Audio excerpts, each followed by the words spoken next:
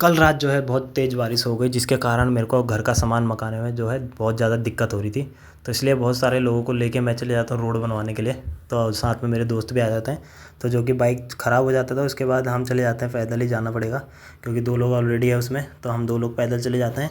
बाकी लोग वैसे पहुँच गए वहाँ पे। तो अभी चलते हैं। मौसम जो है बारिश का भी हो रहा है, क्या पता बारिश आ जाए फिर से, कोई भरोसा नहीं है मौसम का। थोड़ी देर यहाँ पे सफाई करने के बाद जो है हमारा रोड अच्छे से बन जाता है। काफ़ी ज़्यादा मेहनत लगता है। उसके बाद हम सारे निकल जाते हैं घर को।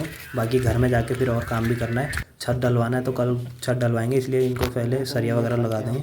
उसके बाद हम चले जाते हैं मार्केट से समोसा वगैरह खा के उसके बाद घर को निकल जाएंगे। मस्त मौसम हो रहा था यहाँ पे, अच्छा लग रहा था खाने में। थोड़ी देर एंजॉय करने के बाद हम निकल जाते हैं घर को। मस्त आज